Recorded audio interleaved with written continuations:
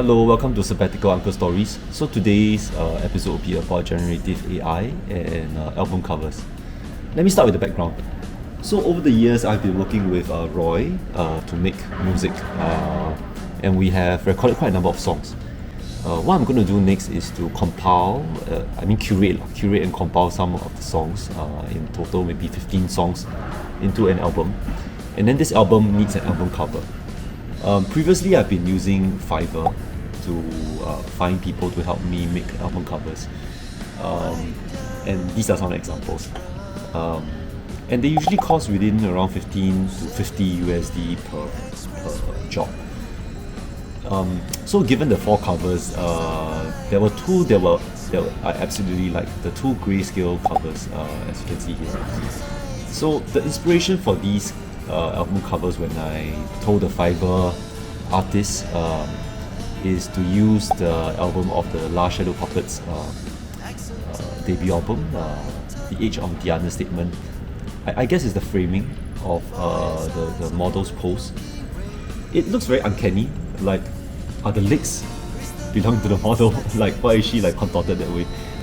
It's not a very straightforward kind of emotions that you get from looking at the picture. Is the model feeling insecure? What was she thinking about?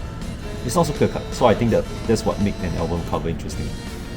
But there are also covers that I didn't like. So for example, the one from Blue Straits, and the other one that looked very, very weird that I don't like, and I didn't use it in the end. That's the Esther cover. The Esther cover looks very grotesque, right? So I think just for experiment, I thought I could try out all three generative AI services. Basically, they are the DALL-E, Midjourney and Stable Diffusion. I think my experiment is really not about cost or money, because I have to pay for using those generative services as well. But I guess it's about control. Basically, if I engage an artist to do it, I'm the customer. I'm not a co-creator in a sense. I'll have to give requirements, and there's only at most one or two iterations when I get a final product. But when I use AI tools, I'm participating in the creation of the work. And there can be many quick iterations.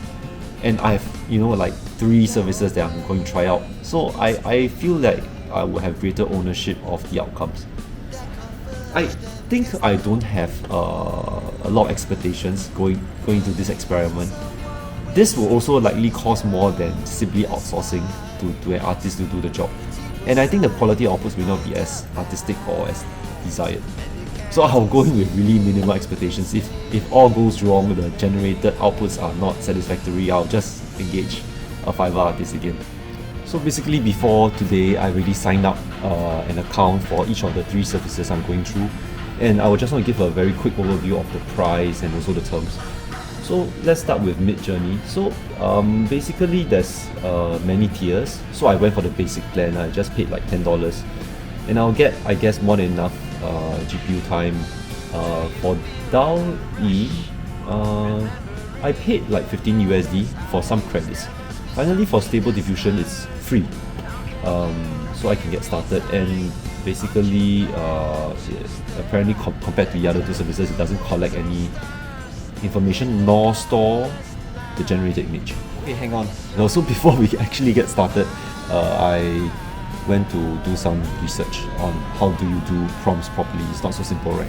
It turns out that there are a lot of things I need to look out for when I specify the prompt. Number 1, the image content or the subject, the description of the action or the state of the mood, and you can also specify the art form. And turns out there are so many art forms that I am not aware prior to this research. So there are things like photorealism, surrealism, cubism, woodcut art, origami, pencil art, pen and ink art, mosaic art, pixel art, so many. And besides the art form, there's also about style, which I guess overlaps with art form, but not entirely. So you could have a style like oil painting style, you can have portrait, you can have architectural renders, you can have cyberpunk, many more. And I think one interesting thing that you could also prompt the generative AI is the artist reference. So you know, it could be a specific art form or specific style, but you could then further augment it with the artist. So I guess it gets trained with a lot of data. So you could say by this particular artist, then you will try to generate according to that kind of style or that kind of I don't know, spirit of the artist. So there are additional settings such as colors, lighting, and how you want the framing of the picture to be. These generative AI typically work well with around 60 words prompt. If you give too many words, it will confuse the generator. So given these things that I need to add to the prompt, this is what I'm thinking about. So I would want to have a 1960s female model in the foreground, posing provocatively, looking uncertain, in a mysterious, foggy, futuristic, neon-lit city streets as background. I want to generate the picture in a photography style, referencing photos from David Bailey, Gustav Peterson, and John French.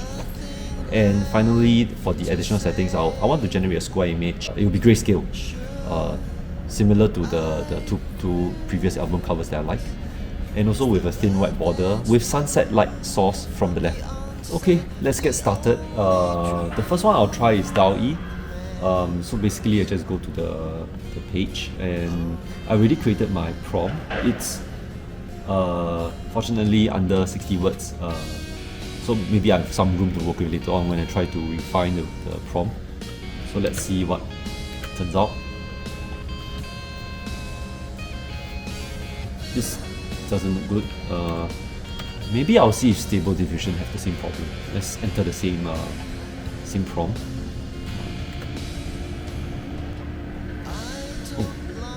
That's interesting.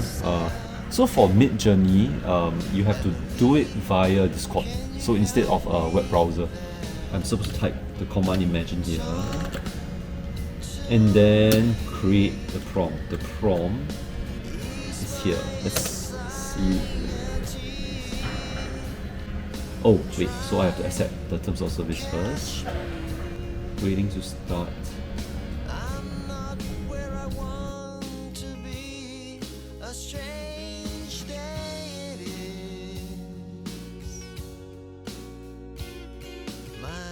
So the interesting thing for Midjourney is that within the Discord interface, you could do refinements of the selected picture, like you could before downloading. So you could zoom it out. You could I don't know what are all these, but let me try. What does vanish for?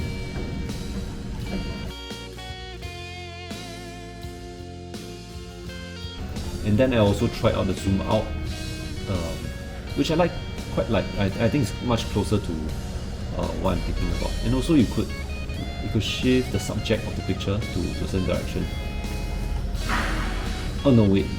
What it's doing is to shift the camera to the direction indicated. So I shift left, so you can see that the model is being cut off.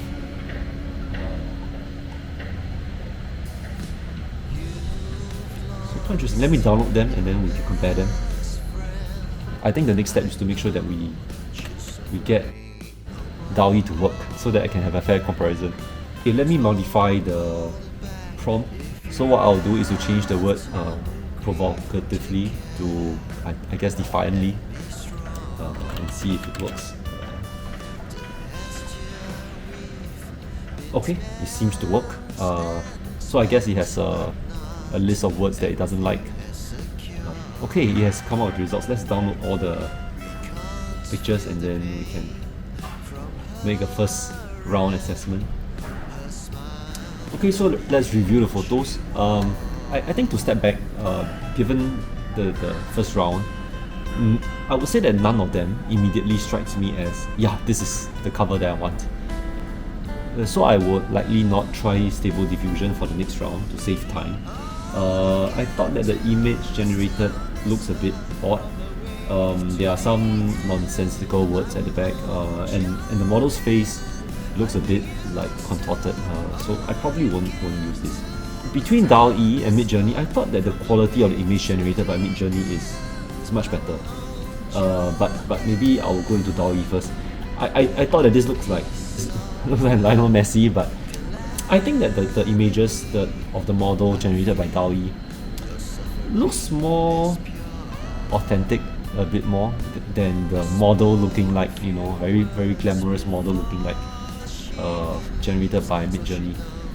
But I thought that this one is interesting, and I guess, you know, when you specify futuristic and 1960s, it's probably referencing some of the, you know, movies back then, and you have this like white leather, I don't know, white turtleneck thing, and there's an antenna here, and this picture is unfortunately you see some of the eye, the features in the eye looks a bit off, and the background looks a bit wobbly. This one looks okay, but not very interesting. So let's move on to Midjourney. I thought that this picture looks like it's copied from Debbie Harry, you know, the lead singer from Blondie. It looks like just exactly like her, and you can see the background is suitably like blurred, and it looks okay. I think the first approach would be to start with a new prompt, but the challenge is that I have to find something that is even more descriptive and closer to what I want. But I have challenges and difficulty in that. The second approach is to pick an image and then refine from it. So I think in terms of the remix approach, there are two types. One is you upload one picture, you give it a prompt, and you try to transform according to that. The other approach is that it will take in two pictures and then try to do something with it by blending it together intelligently. So I'll just try both. So the first thing I'll do is to upload the Large Shadow Puppets album cover. And okay, it didn't turn out as well. Maybe it just references the face of the model. So I'm going to try the other approach where I will just blend in two images and see how it goes.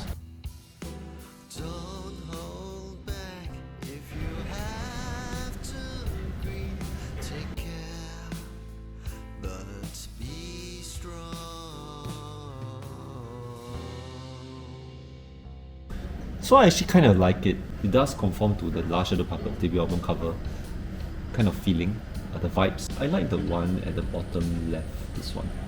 So the current way that I'm generating is to put in two reference images, and I modified the prompt to be that the model is sitting down. I took away futuristic as a keyword, and I think this is interesting. The bottom right image, I think it's something I can work with. Finally, among the four, only one of them generated something like resembling sitting down. My current sensing is that it's quite chaotic. It's very hard to control, at least for a beginner like me, how to control the generation. For example, I couldn't really retain properly the image elements that I wanted, and the AI would just have to guess. So basically I fell into the rabbit hole, trying to get variations, trying to refine the images, but it didn't really turn out to be useful. So this is the picture I got from Midjourney. I'm reasonably satisfied with this. So I'll take out the chunk of text here. Basically what I use is simply some Samsung inbuilt app to remove unwanted elements. It takes like a second. So after having that, you see the roots are removed. And then to complete the album cover, I basically added in the band name as well as the album name in a simple editor. I used Paint 3D. You could use anything else. So this is the final product. I think what I'll do is to sit and chew on it a bit and see whether this is the final picture that I'll use. So to conclude, I have two main points. I think the first point is that for these generative AI tools, it is indeed very useful and it can get you something quickly. The pros would be that you just need to pay a small amount of money and you will be able to get many samples and you can get it very quickly. So minimally at the baseline, you could get these to work off with and improve as a baseline. it will unlikely be the final product. The cons is that if this is the only thing you're relying on, you're not relying on a lot of manual effort by yourself or by another artist, you will likely have to compromise your expectations on the end product. So my second point is that in this experiment, providing very specific requirements or prompts becomes very important. That's why I guess prompt engineering is a very important and big thing. So as compared to working with a professional, the artist would ask you clarifying questions to try to meet the implicit requirements you have that you might not be able to capture in your description at the start. And that they could also work with more vague descriptions of what you want, and based on their experience, if they are good artists with a lot of work done before, they will more likely be able to get what you want with more vague descriptions. So this is a thing that when I look back at my previous jobs that I gave to the artist for the album covers that I'm satisfied with, I realized that I actually wasn't very specific about what I want, but it turned out to be something that I like a lot. So let me chew on it and decide whether this is the album cover that I will eventually use. Okay, see you.